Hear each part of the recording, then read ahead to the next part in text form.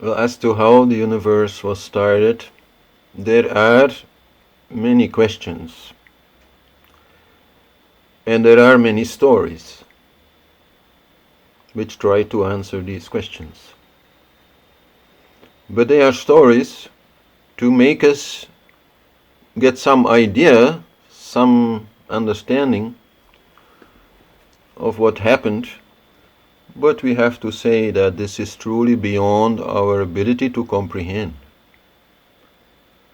This is not something that can be correctly caught in words. Which is why I actually prefer if they make a real story out of it. It's more fun also, but it also leaves more freedom of imagination, no? And I think there are two parts of that which are really interesting and revealing. And the first part is where, okay, we have the cosmic conscious energy in unmanifested form, which is anyhow there all the time. But somehow from there, manifestation starts.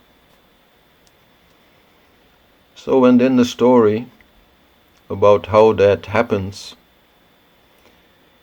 is about conscious energy having two elements, being consciousness or awareness, and energy, which is feeling, and which also is being. They are then superimposed with the image of Shiva and Shakti. Shiva representing consciousness, Shakti representing the energy. And then as the story goes, Shakti gets bored after all this time of peace and bliss, but nothing to do. It is said that the energy by nature is playful, likes to play, change forms, create different situations and things. So then Shakti is a little bit complaining to Shiva that life is too boring up here. And she says, I want to play, I want to create something. I want to create a universe so that we can enjoy it. And then Shiva answers, well, okay, I can understand that you would like to do that, but for me there is a little bit of a problem, because I am consciousness, I never change, and your world is always changing. How will I fit into that? Then Shakti answers, okay, don't worry husband, I got a good idea. I will put a spark of you inside everything that is there in the universe. And my energy will create a body around it, will, let's say, be continuously moving around it, and in that way changing. But you can be at the center of it, like the center of a wheel, Even if the wheel turns, the center, it stays in the same place. So then you, as consciousness, you can always stay in your peace and your bliss. You don't have to move. I'll just dance around you, or let my energy dance around you. And okay, this may create a little bit of a separation between us. Because when there's no manifestation, Shiva and Shakti, you can say they are in an eternal embrace and not moving. So, but then creation comes and Shiva will remain non-moving and Shakti, let's say, will be dancing. So there will be a bit of a separation. But Shakti says, don't worry, it's fun. We'll play a game of hide and seek. And so we can enjoy my creation, my universe, I'll really put up a good show. And then as part of that entertainment, we can also then try to find each other again from time to time and enjoy that togetherness within my illusion, no? Within the Maya of the Leela, of the play, of the game, of the theater. So that I feel is a very, very important opinion on life, the universe and everything, because as the central reason for the universe to be there, it gives a very clear answer. The universe is there for entertainment. The universe is not there to find the self, to find cosmic consciousness. That is part of the game. That is the game of hide and seek.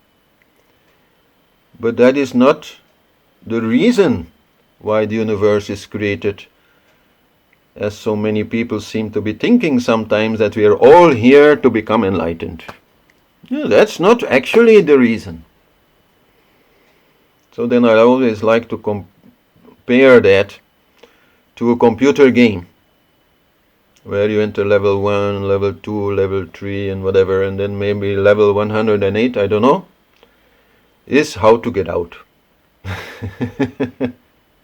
The last level. And okay, we can say that is maybe the most enjoyable level in a way. It at least is the last. And maybe we keep the best for last, I don't know. But that's what the universe is about. So I think that is really an important part of Vedic understanding, the Leela of life. Then the second part of that story is also very revealing.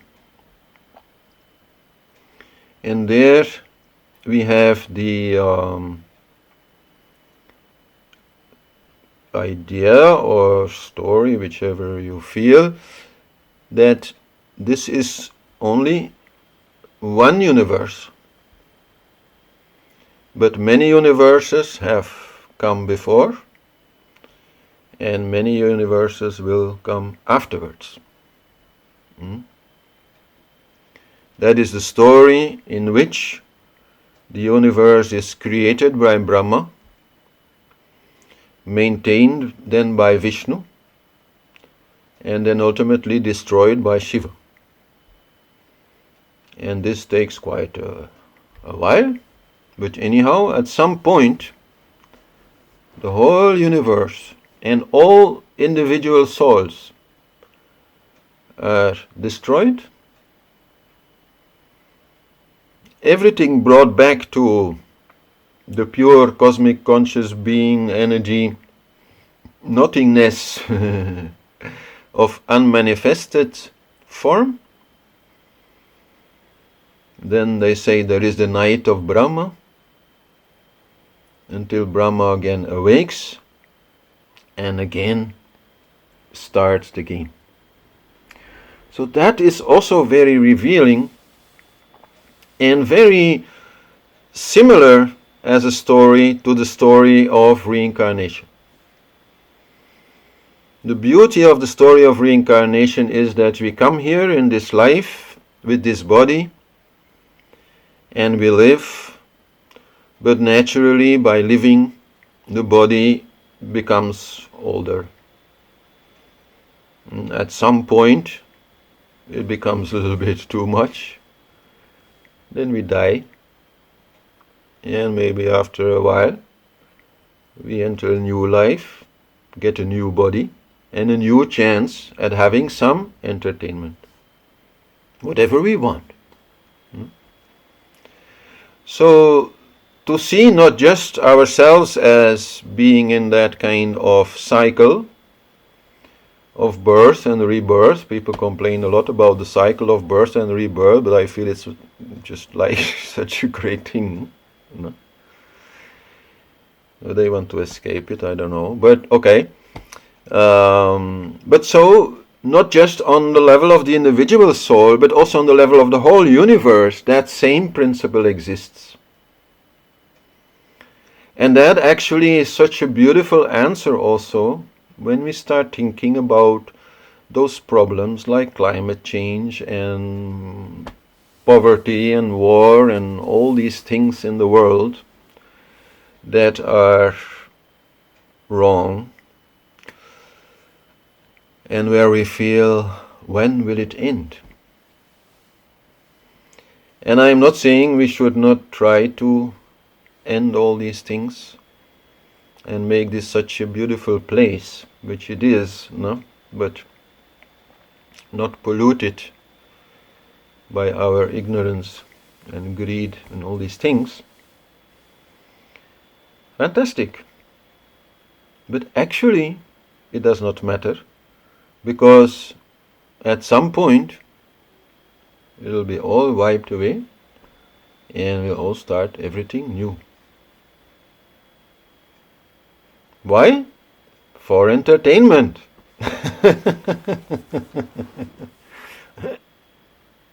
Those, I feel, are the two most important parts. There are many other parts. Actually, they have in Vedic culture very detailed story. For example, about the creation process happening by Brahma. And I'm not going to talk about it in detail because I don't know it in detail, and it has many, many details. But basically speaking, you can say that Brahma creates a number of helpers, and they in turn create more creatures, and so slowly, the whole thing gets done. And yeah, there is also wisdom and knowledge hidden there, actually. But I have not studied that in too much depth, so I'll not talk about it. But it's interesting that I know. Yeah, stories are great for teaching because they are more easily remembered, and because they have a feeling to it more than when it is a rational explanation, because it's entertainment. And because they are more open for interpretation. Especially when we talk about these very essential things, we have to leave room for interpretation. Otherwise we are just fooling ourselves that we understand. All we can say about these things is we have some idea that probably or hopefully goes in the right direction. But nothing more than that we have, actually.